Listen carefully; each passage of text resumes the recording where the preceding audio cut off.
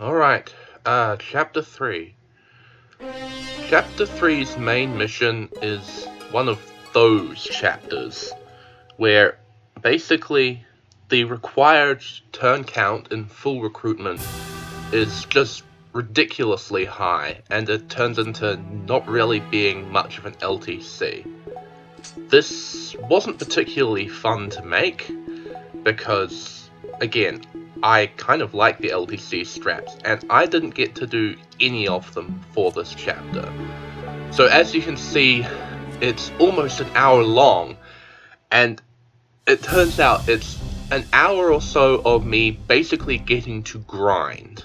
I don't understand why anyone would want to watch this, and I feel like I may as well have just uploaded an hour-long video of me grinding out loot in the Tower of Valney, and that would have been about as interesting. But okay, let's move on from that. I'll try and be a bit more positive. So, what we need to do first is do the usual picking up of the civilian requests, and because it's the start of a new chapter, I once again have to hire a bunch of mercenaries. Now, if you'll remember, my gold total at the end of the last chapter was very, very low, but luckily at the start of this chapter we get a letter from Reese's adopted sister, Lynette, and with that comes 20,000 gold, which is enough for us to hire the mercenaries that we need. Now, there's one civilian request in particular here that is worth commenting on, and that is the Collector. He is a man who wants to collect a large number of different items that we're going to encounter during the course of the game. And so this is a pretty long-term side quest. I'm not sure exactly how many of the things I'm going to manage to pull off getting for him, but he is a decent source of money going forward, as far as I can tell. So I'm going to try my best to do that as much as possible. Now, as I mentioned, this is a very grindy chapter, and so what I want to do is bring as many units who have kill requirements as possible, so I can try and grind kills on them. And that would be Ruby, Sylvis, and Kramer, all of whom need to reach level 10 in order to be permanently recruited, as well as Dean, who needs 60 kills in order to be permanently recruited.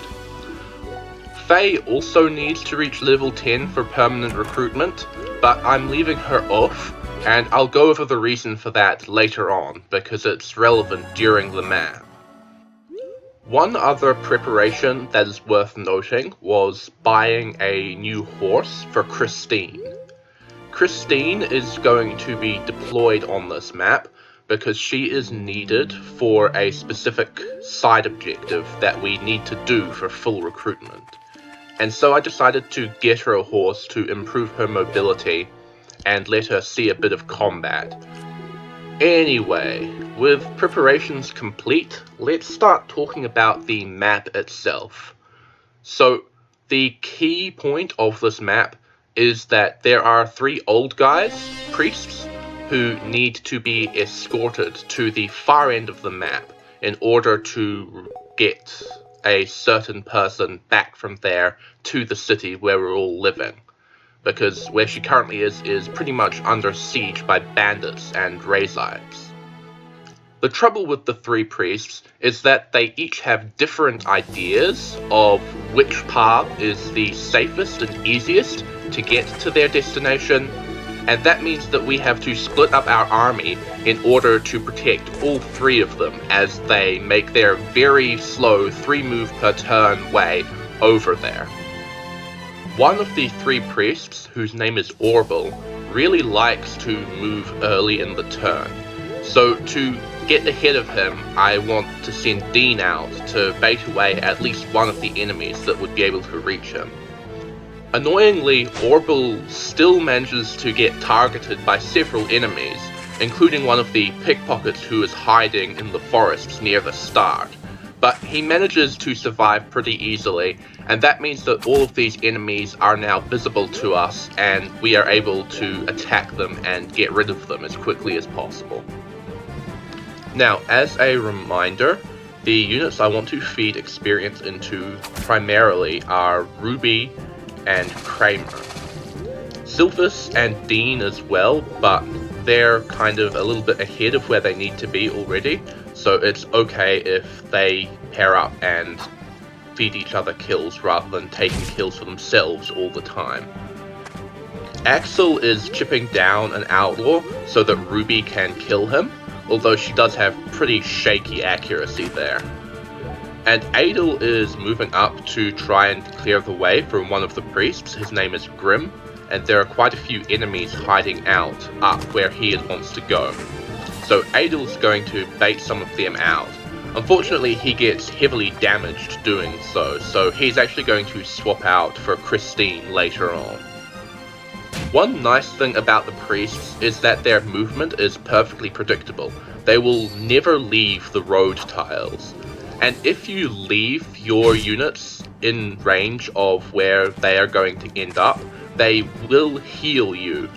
And I end up making use of this to get extra heals in on my units later on. I did deploy Izerna for the first time, because I have to move at a 3 tile per turn pace anyway, pretty much, so her low movement isn't as much of an impediment as it otherwise would be in other maps. So as turn 1 goes on, you can get a general idea of my troop disposition. I am sending most of my units up the middle road, because that's where the highest concentration of enemies is, and they will kill Orville pretty easily if I leave them unchecked. Sylvis and Adel are heading north to clear out Grimm's path, and as I mentioned, Adel is going to be replaced by Christine shortly, because Adel's taken a bit too much damage for comfort on this first turn. Meanwhile, Ward and Ruby are heading to the east in order to clear the path for the third priest, Sakhalin. Ward is actually surprisingly effective with his long spear at weakening the axe enemies for Ruby to take the kill on. And his knight sword means that he's a potent killer, so it's pretty easy to clear out enemies if I need to. Ward also has another purpose over here. There is a side objective that he and he alone is able to perform. So at the start of turn 2, a little event plays out, and 2 extra bosses appear on the map, in addition to the one who has been running towards the seize point so far on turn 1. So these 2 new bosses are both Razites, whereas the initial boss is just a bandit. And I'll talk more about the others when they become relevant, but for now I just want to talk about the Raise Monk, who is going to be heading south to meet Ward and Ruby.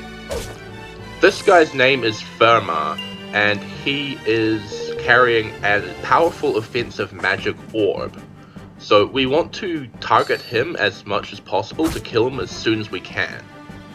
The thing about his orb is that I don't think it's capable of counterattacking, but even if it is, he will often have the Darkmend orb equipped instead, which definitely isn't capable of counterattacking.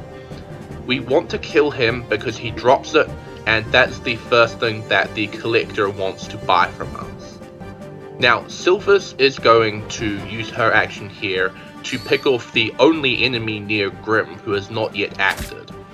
This is part of the general strategy of this game, using your actions to deal with enemies who still have actions available, rather than finishing off those who have already used their actions on this turn. I don't think I've explicitly mentioned this strategy yet, but it is something that I've been trying to pay attention to in pretty much all of my clears so far. Now, Dean has just taken a crack at trying to get a kill for himself, but unfortunately he doesn't get it because his iron axe breaks in the middle of the combat. This is irritating, but it's not the end of the world, because I did remember to buy him a second iron axe a couple of chapters ago. These enemy Corsairs are extremely irritating because they are capable of walking directly across the lake, thanks to the swimmer skill, much like Axel. and so I want to try and wall off these two as much as possible until Orbital has gotten past them. Of course, simply killing them is an acceptable substitute, as Leon is demonstrating here with his ever-useful deathmatch. I am trying my best to get used to the extra skills that a lot of units have, for instance making use of aim on Sylvis, and another unit who has aim is actually Christine. She is a lot better than I gave her credit for in previous maps, I have found, because her crossbow is pretty good because it usually attacks without being countered, while still being able to counter at 0 range if necessary. Another ability that I've been trying to make more use of is Adel's throw skill, which allows him to throw a weapon such as a javelin before switching back to his previously equipped 0 range weapon, so it doesn't leave him open on enemy phase. I say enemy phase as if this game has an enemy phase. The trouble with that is that the pylon doesn't seem to be very accurate, so I haven't had a very good impression of it so far, but its utility is clear to me.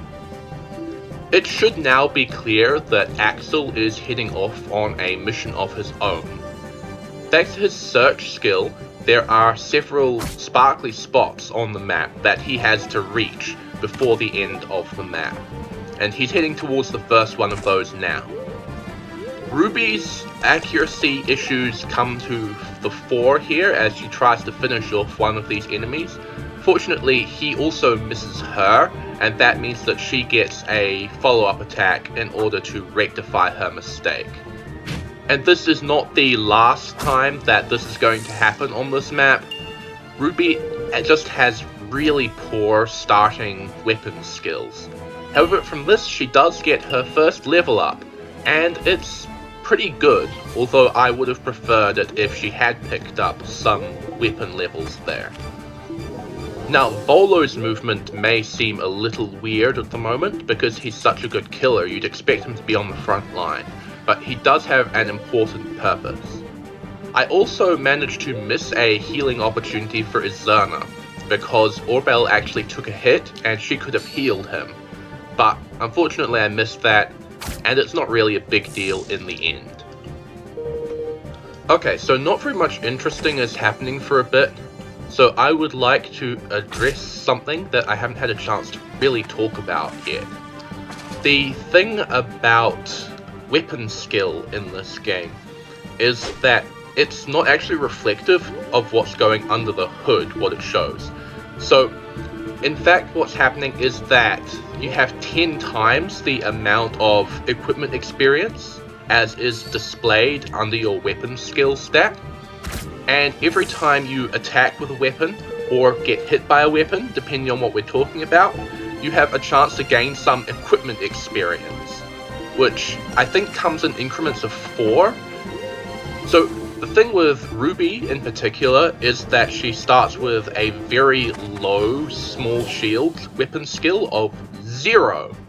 So she needs to get hit quite a lot if she's not going to gain any points from leveling up. And if I'm reading Seren's Forest correctly, she gets 2 shots at gaining 4 equipment experience every time she gets hit, even if she doesn't successfully shield. Successfully shielding adds another roll for another 4. So we do want Ruby to get hit while having a shield equipped as much as possible, because I feel like that rank is going to be the hardest to get up to the 20 that she requires in order to be promoted. I would now like to draw your attention to a couple of outlaws who are sitting on the top of a mountainous area in the northern part of the map. These guys are extremely annoying. One of them has the triple shot skill, which as its name suggests allows him to shoot 3 arrows in a single combat. And that's annoying to deal with when you have these fragile priests running around. But the other one is significantly worse. He has the Deadeye skill, which allows him to attack at 3 range if he doesn't move. But more importantly, he has some poison arrows. And the poison status in this game is much, much scarier than it is in the Fire Emblem games. Instead of dealing a paltry 1 to 3 damage at the start of each turn, the poison status in this game deals a random percentage, I believe between 10% and 30%, although don't quote me on that. And that makes it far easier for you to accidentally get screwed and die from it at the start of a turn. If one of those were to hit one of my priests, it would pretty much be game over for them then and there, unless it was Orbital, because Izerna is right behind him, and she would be able to heal off the damage each turn. So, as you can imagine, it is pretty imperative for me to deal with those two outlaws as quickly as possible, and I am going to be sending both Dean and Kramer up onto those cliffs in order to sort them out. Over on the far side of the map, I don't have to worry about anything quite so nasty as that. But what I do have to worry about is Ruby's accuracy issues once more rearing their head. So, she manages to repeatedly miss this one outlaw who's in the way, and I don't want to spend Ward's turn dealing with him, because the axe enemies are actually the biggest threat to the priest's lives, so Ward wants to focus on killing them off instead. The outlaw surviving isn't as big of a deal as you might think, because they do pretty poor damage to the priest, surprisingly enough. However, it is something that is just annoying to have to deal with, and it means that Ruby isn't getting her kills for the experience that she needs. So, yeah, there's that. Now, I have Volo attack the ruffian here, which might seem to go against the advice that I gave right at the start of this chapter about killing enemies that have not already used their action. However, remember, I do want Ruby to get attacked as much as possible to get all of her ranks up. So I was hoping that he would go for her. Unfortunately, he finds Axel a better target, kind of like what happened in the last side quest, and Ruby is left just sitting there. And this is where I run out of things to say. There's really nothing interesting happening at the moment. We're just moving on, trying to feed kills into the right units, trying to clear enemies out of the way of the priests, but nothing of particular note. So I will be back shortly once something interesting is happening again.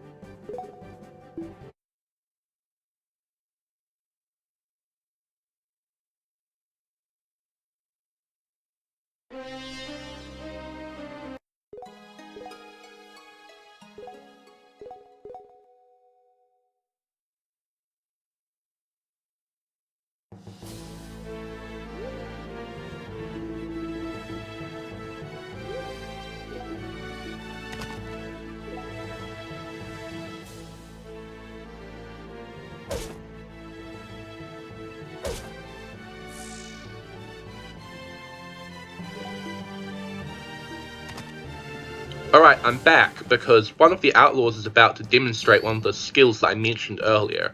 He uses triple shot against Adel, and fortunately he misses every time, because these attacks aren't particularly accurate. But yeah, it could be kind of a threat if I got unlucky.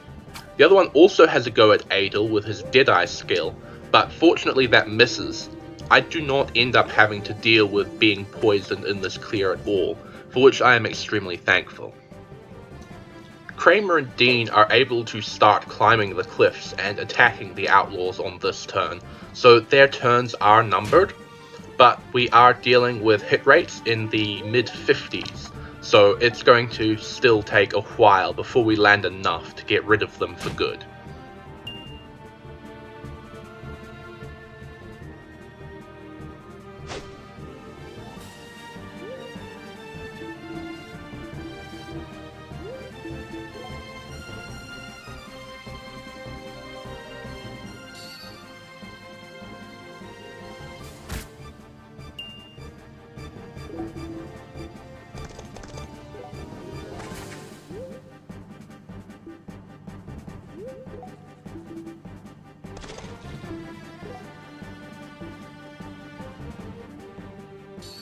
Leon uses Deathmatch against this pickpocket, because otherwise he will come down onto the ford and block our forward progress completely, which isn't going to be very helpful for me.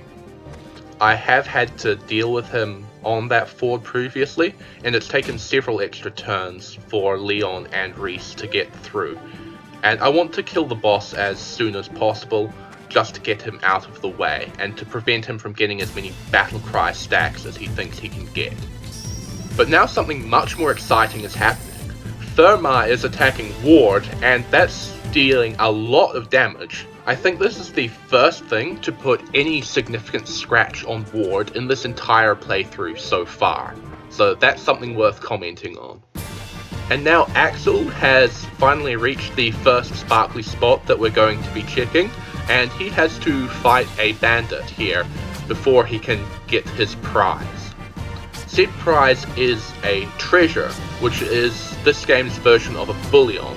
You can essentially just sell it for money, and we want all the money that we can get, so it's important for Axel to get here. There's actually another reason why I want Axel to reach this tile, and that is because it is a reinforcement spawn tile. If the reinforcements are allowed to spawn from here, they will effortlessly cross the lake and attack Orbel as he tries to pass the lake. So we want to completely block them in order to prevent that from happening, because that is just too much to deal with. I should also point out that Ruby is having trouble dealing damage here, and that's because I had her equip the Iron Sword on a previous turn. Doing so means that she doesn't get the spear bonus might for moving before attacking, because you have to have the spear equipped before you move in order for that to come into effect. But going back to Axel for a moment, he is blocking reinforcements, but he also has several other jobs to do in other parts of the map, and that is why Volo has been moving in that strange way, not really doing much.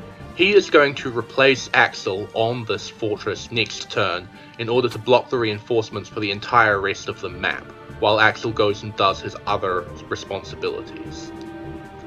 Ruby is once again managing to kill only on a follow-up attack, which is just, I'm getting used to it. It's just Ruby being Ruby. Anyway, shortly it's going to be Orbel's turn, and he is going to move onto the building nearby him. Each of the three priests has a building somewhere along the route that they are walking down, and they will always stop there to have a little event. And Orbel's event involves him getting attacked by a Razite monk and getting pretty badly damaged. But luckily for him, a lady named Paramithus shows up to kill the Razite and save his life. He still remains on low HP though, but he does have a miracle charm to hopefully save him. We are now dealing with Fermat. Ward has gone up to him and attacked with the Knight Sword, and he doesn't have the greatest of accuracy, so there was a chance that I could have tried to feed Fermat into Ruby, but he doesn't actually give all that much experience, so I'm perfectly happy for Ward to take the kill here, and not have to deal with Fermat spamming his magic everywhere. So one enemy did get to attack Orbill while he was at low health, and that was the guy with the poison arrows, which could have been bad, but Orbill was guaranteed to survive that combat thanks to the miracle charm that he has, and Izerna is within range to heal him up if he had gotten poisoned, so we probably would have been fine there either way. Kramer and Dean are slowly chipping away at the outlaws, so we won't have to deal with them for much longer. However, Dean manages to whiff a 71% hit and leave them both alive for another turn, which is a little unfortunate, but I'll get over it.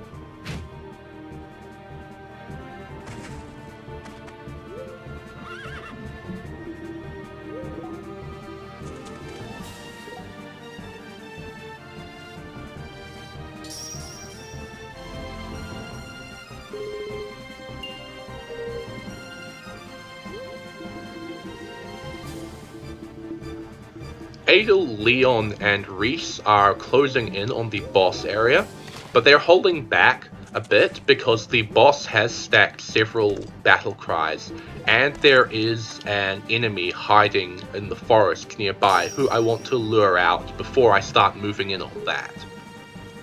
Axel is about to move on from the fortress to pick up another sparkling spot, and the thing about this sparkling spot is that it is not always there, it's only present on certain turns, and I'm not sure, but I think it might also move around a little bit within the lake.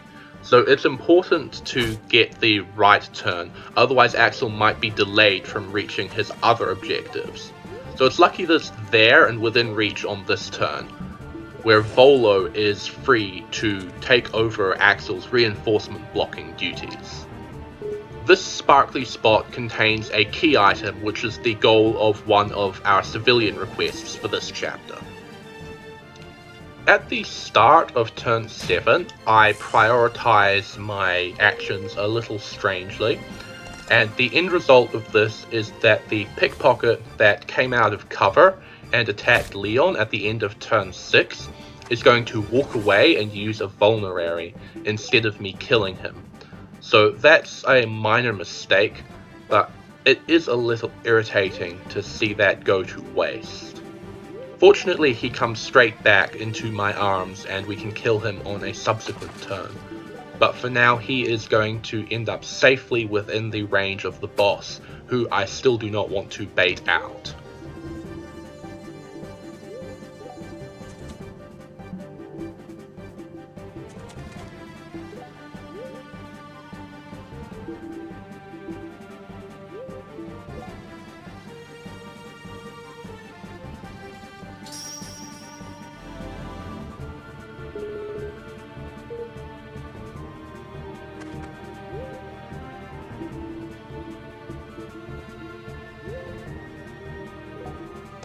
So on this turn, Ruby and Ward are getting caught up trying to deal with these dagger enemies. They're not going to do much damage to Sakalin, who's the third priest, but it's kind of annoying that they keep missing, especially since, as mentioned before, Ruby really needs some kills to gain levels. I am going to keep hammering on that because there's nothing else to say about this stupid, boring chapter. Sorry guys. Although, something else I will note about Ruby's combat numbers, she only did 13 damage before when she was attacked, and now that she's moved one tile, she's doing 15 damage. And that's because you have to remember that the spear she's using is 0 range, so the game counts it as if she is moving into the space of the enemy she is attacking. So because of the spear's extra damage, she's actually getting +2 from moving 2 tiles, even though she's practically speaking only moved 1. Now, at the end of the previous turn, I dismounted Christine and moved her onto the church in order for her to pick up some passive healing from that. And that means that in this turn, she is unable to mount, because you have to mount or dismount at the start of your turn, but you can't be a mounted unit while you are on a church tile. So she has to move on foot for a little bit first, and she'll be able to mount next turn instead.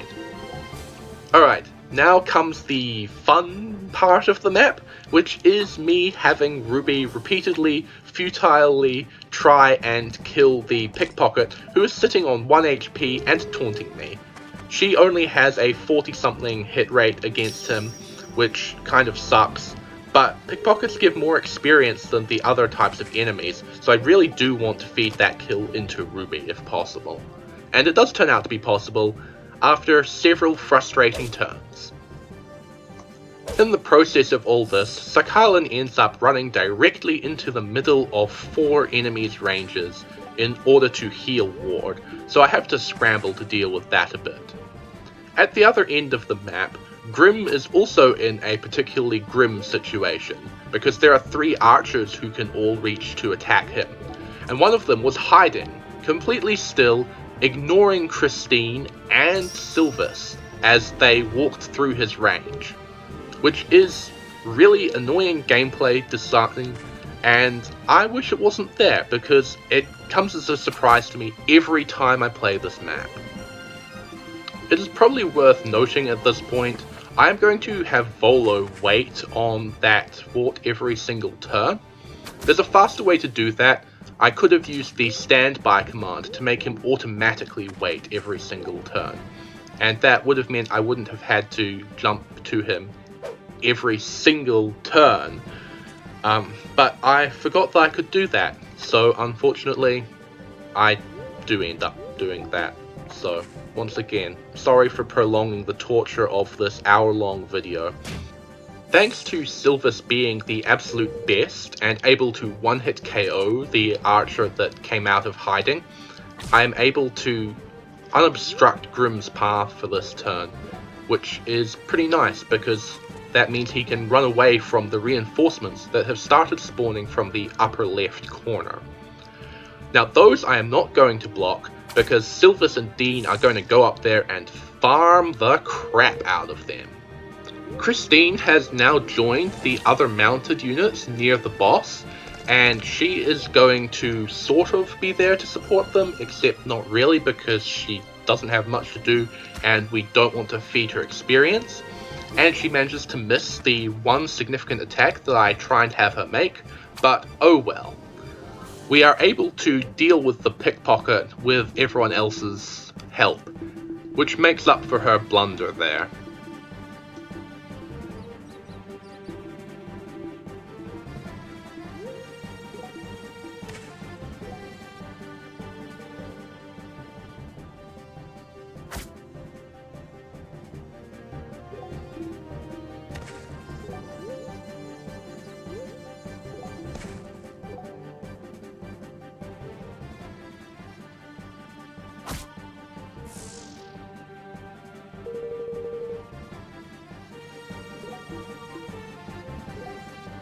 And because we were able to deal with that pickpocket without using Leon, he is able to do something that looks completely and utterly suicidal. And to be honest, it kind of is. I was very foolish to do this because Leon has a significant mischance. Fortunately for me, despite Leon missing both of his attacks, the boss manages to fail to use his equipment because he is not high enough level to have a non-zero failure rate on what he's carrying around. I think that's probably the funniest round of combat I have seen so far in this run, even beating out Dean one-shotting the boss of the last main mission. Both parties are just like, how do I use my weapon to hit the enemy? Anyway, the point of that particular round of combat is to take away the boss's battle cry buffs. Because I don't know if I mentioned this in the last main mission video, but what happens is those buffs only last until the end of your next combat, regardless of whether you get to attack or not. So I could also have used Sylvis or someone else with one range in order to not get countered while still taking away those buffs. Anyway, there are a few other concerns I want to discuss before we get back to killing the boss. Firstly, Dean and Kramer have finished dealing with the outlaws on top of the cliffs, so they are now heading their separate ways. Dean is heading to the northwest corner of the map to help Sylvis out against the reinforcements, as I mentioned earlier, while Kramer is heading south, seemingly for no reason at this point, but there are going to be more reinforcements in that general vicinity, and Kramer is going to be one of the units who is going down there to deal with them. Okay, now back to boss killing. The first thing to note here is that Reese is going to move in to give anyone attacking the boss the benefit of his commander skill. Secondly, the boss does not have the counter skill, so it is relatively safe for Leon to initiate combat as long as he manages to hit. Thirdly, my boss kill is interrupted by Grim arriving at the church and getting his little event. This event is going to allow us to hire Owen as a mercenary in a future chapter, so it's very important to see it in a full recruitment run. Lastly, we're going to move in Adel, who is supported by both Leon and Reese for a pretty high hit rate. He doesn't manage to get the kill, but we're not going to try with Christine because she doesn't need the experience. Instead, we want Leon to finish him off next turn. And since the boss used his action at the start of this turn to attack Leon, we do not have to worry about him moving away from where we are and attacking someone we don't want him to attack. Now, you would think that finishing the boss would be the first thing I would want to do on the next turn, but I got distracted. The first thing that happens is that there is a cutscene involving the third boss who we haven't talked about yet. His name is Chaos, and he has a sword called Vajra, which protects him from 2/3 of any damage that he takes. So we really don't want to deal with him. Unfortunately, Faye shows up in a cutscene and he disappears from the map after that. Incidentally, this is why I did not hire Faye. The second thing that happens is that Ruby finally gets the kill on that pickpocket, but then I unwisely canter her up, and that gives the ruffian free rein to charge in and attack Sakalin, which I didn't particularly want to happen. I wanted him to go into Ruby again as well, but I'm kind of dumb sometimes. So it's not until the game itself directs me back up to near the boss area that I decide, alright, yeah, we should probably deal with that guy. And Leon goes in, and now that he is supported by both Adel and Reese, his accuracy is extremely good, and he is easily able to take the kill and pick up another level. Now I think at this point Leon has leveled up about as much as everyone else in my army combined. However, that is going to definitively change by the end of this map, thankfully. Moving on, there's one last archer who can threaten Grim, and I try to feed that into Dean, but unfortunately Dean is not up to the task of hitting. It's kind of annoying that I can't use Desperation for extra accuracy against enemies that can't counterattack, but you know, that's part of the balancing of the skill. And regardless, Sylvis is able to take the kill, and she is also an experienced target, so it ends up perfectly okay overall. Having defeated the boss, Leon and Adel are now going to turn around and rush back to the starting area of the map to help Kramer deal with some of the reinforcements that are going to show up in a couple of turns' time. Axel also reaches the next sparkling tile, which yields an antitoxin. There is actually one sparkling tile that Axel does not manage to reach in this clear. It is down in the southeast corner, and I believe it contains a set of arrows of some sort. So that's not nearly as important as the ones that Axel is heading for. Now, by sheer dumb luck, Christine manages to move adjacent to the yellow unit who's been running around hiding in the forest. This is the side objective that Ward needs to talk to. He is going to complete one of our civilian requests, and I'm going to do that immediately on the subsequent turn, because that guy could potentially run away and hide again, and it will be annoying having to re-find him. So yeah, Ward goes ahead and does that straight away. This leads to Sakhalin taking an extra hit, but he can take it, and there are no more enemies that can threaten any of the 3 priests, so that's alright. Ruby manages to kill off this last enemy, but that unfortunately means that she now no longer has an experience stream going, so she's going to be just hanging around doing nothing for a wee bit. And I'm going to take this moment to voice a complaint I have about her. Because she needs to take hits in order to raise her small shield rank, that means that she is not going to be getting any of that if she's getting kills. So needing both experience from kills and shield rank from getting hit makes her a really frustrating person to train, because she has to see essentially twice as much combat as someone who just needs one or the other. Screw you, Ruby, I still hate you. Again, sorry to Ruby fans.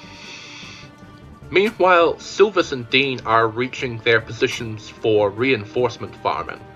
Most of these are going to go to Dean as far as I can manage, because he is probably further away from reaching 60 kills than Sylvis is from reaching level 10.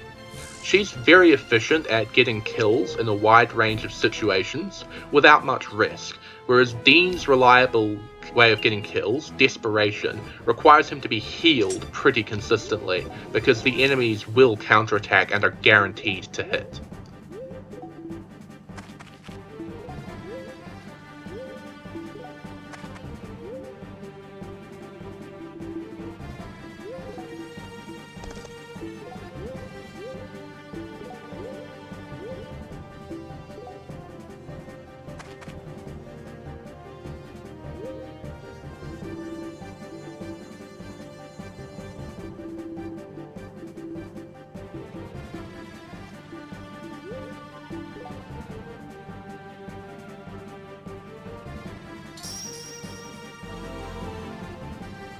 Dean and Sylvis are continuing to fight reinforcements here. Despite Sylvis using the aim skill, she is going to end up missing this reinforcement, and then she gets hit by him, so she doesn't get a follow-up attack. And that means that Dean is not getting a kill this turn. But what happens is even better, I think, because Dean's attack actually ends up crippling this guy. And that means that we get to capture him and take all of his stuff. This game really is just a gambling machine at some point. Okay, so Sakhalin is now moving onto his building to get the last of the 3 building events, and this one involves him healing up our friend Faye, who was badly injured in her clash with Chaos. He gets this event despite the fact that he also heals Christine, proving that green units do not need to take the visit action in order to activate these events.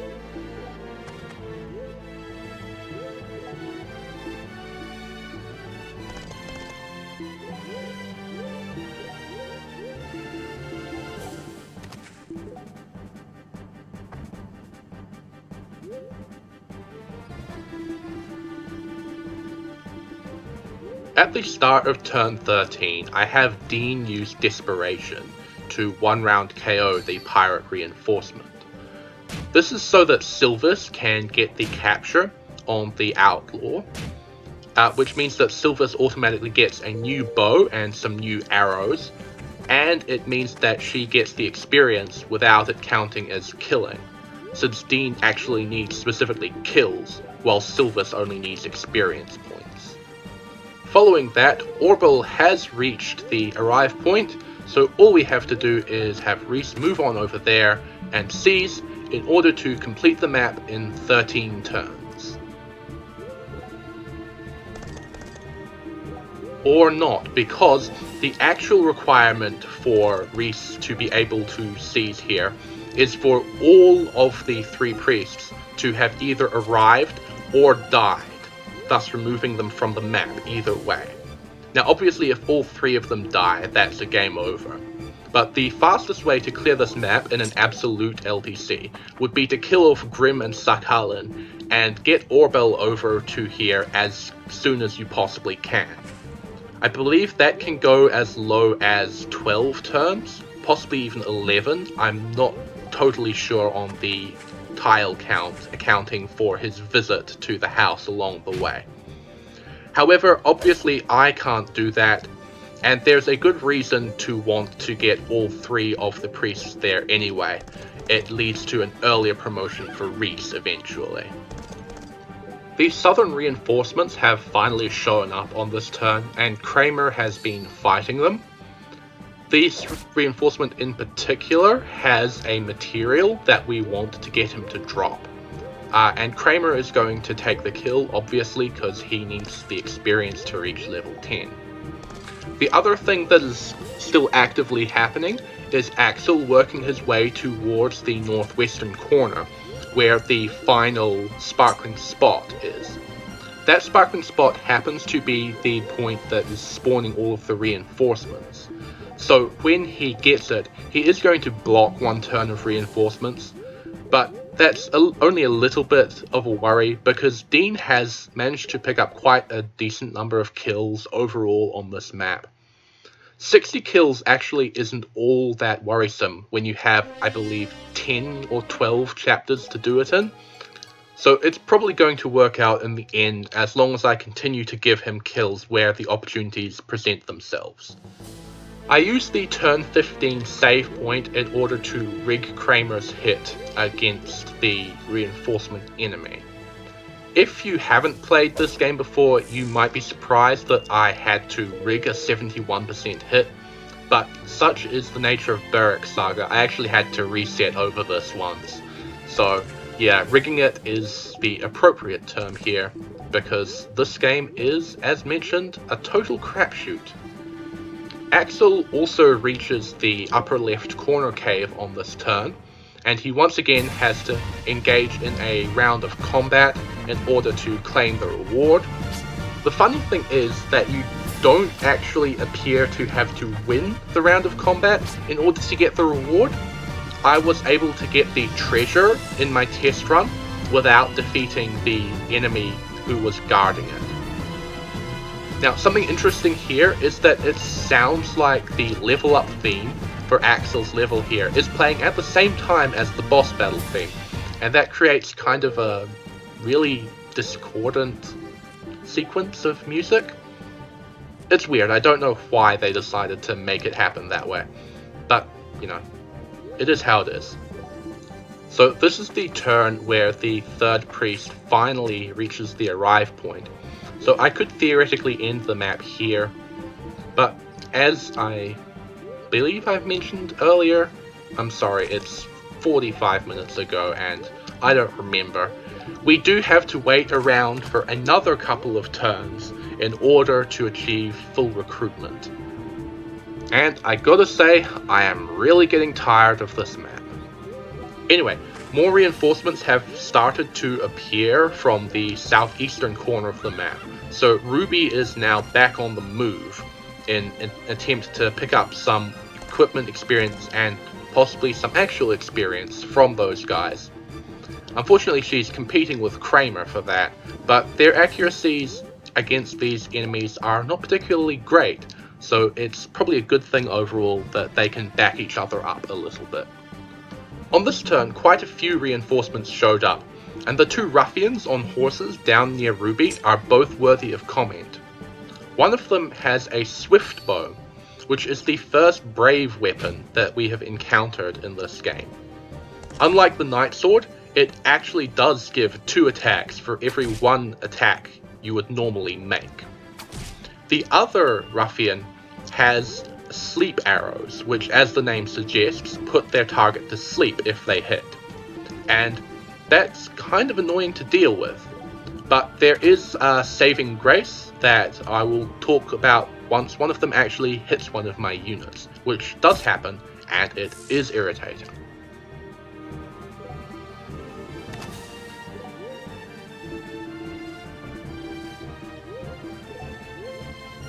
Now, I'm afraid I have absolutely no clue why I decided to have Dean attack first here and give Sylvis the kill.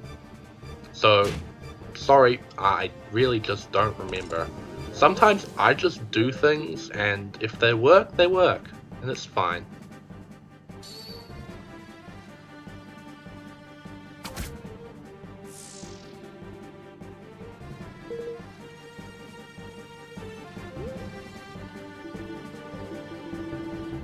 Now, obviously, I'm going to try my best to deal with the ruffians because they're both pretty scary. Ward already killed the one with the swift bow, but the sleep arrow guy is still wandering around down there. So I send Ruby and Kramer in to tag team him. And Ruby completely fails and misses, so he's gonna continue to be alive for another turn. Fortunately, Kramer at least manages to hit him, so he is chipped down a bit for the next turn.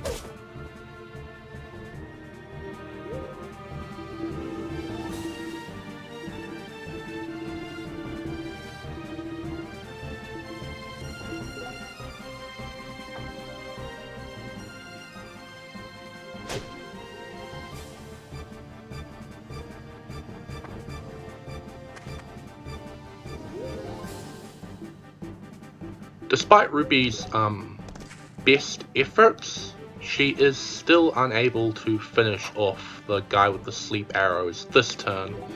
That means that he gets to run off and shoot Kramer with one of them. This doesn't end up being as bad as it looks, and I'll discuss the reason for that in a second. For now, we're going to turn our attention up to the northwestern point again, where I'm once again making silly mistakes. I have absolutely zero clue why I didn't have Sylvis aim here for some extra accuracy. Fortunately, it doesn't end up mattering, but it is one of the obvious symptoms of me slipping due to weariness. Axel manages to actually connect with his pulverize, which is really nice, because that is an extremely nice one-hit KO. He gets so much attack from that. And that means that the reinforcement condition in that area is once again under control. Meanwhile, down the bottom, we can now see the effects of sleep. Kramer is unable to dodge and obviously unable to counterattack. However, being hit immediately wakes him up from sleep, leaving him free to run over and finish off the sleep arrow ruffian. And doing so gives him enough experience to pick up a level up. So he is one step closer to reaching level 10 as required for his permanent recruitment.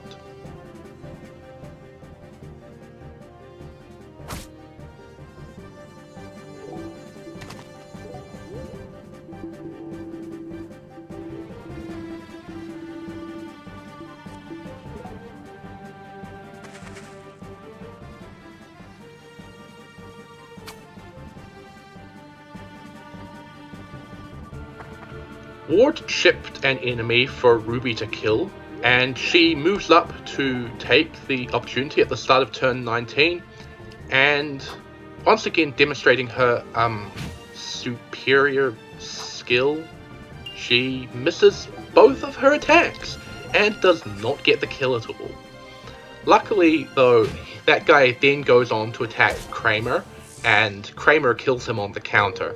So someone who needed experience did end up getting that kill, which is good overall. Kramer is now in a position to chip down the last enemy in that area over this turn and the next. So all that we have left to talk about is the upper left, where we still have to deal with a last few reinforcements. I am happily able to feed both of these kills into Dean, which puts him up to a total of 7 kills in the course of this map. Assuming that the 4 kills that he got while he was a guest in the first map of the game count, he is now up to 19 kills out of 60 required, so he's well on his way, and we should be recruiting him at some point before the deadline. All of my units are now in the required positions for the final turn of this map, and I will go over the things that we are doing here, the reasons why we have waited all this time, as they come up. This turn is honestly kind of extremely unreliable. I actually did a test run in which pretty much everything went absolutely perfectly, except for this final turn, and the reason why has just entered the map. There is one final boss for us to deal with, and he spawns in next to where I positioned Leon. This guy is an assassin, and he has a weapon called the Assassin's Knife, which has a whopping 80 critical, which means this guy is all but guaranteed to get a critical hit against us. So I had Adel dismount in order to prevent his horse from being killed, and I'm going to feed this guy into Ruby, who has a fantastic 25 listed hit against him. If she misses, there is a good chance that he will roll enough critical hit damage to one-hit KO her, so it's a good thing that I have the turn 20 battle save to fall back on. From this, Ruby gets a full level up, giving her a second level inside this single chapter, and putting her well on her way towards level 4. Kramer and Dean then proceed to pick up their last kills for this map in their respective positions. And then the last side objective, the sole reason why we had to wait for this long, is Christine talking to the hunter who spawned in as a reinforcement right next to her. This guy's name is Esteban, and he needs to be talked to by Christine in this map in order to be hireable as a mercenary starting from the next map. And he has some kind of sappy backstory, but that's not going to save him from my irritation at having to deal with this chapter for 20 whole turns just to get him. So with all that out of the way, Reese is free to finally arrive and complete Chapter 3 in 20 turns. If you are still watching, thank you so much for doing so, and I'm sorry. I will see you all next time for hopefully a much shorter video.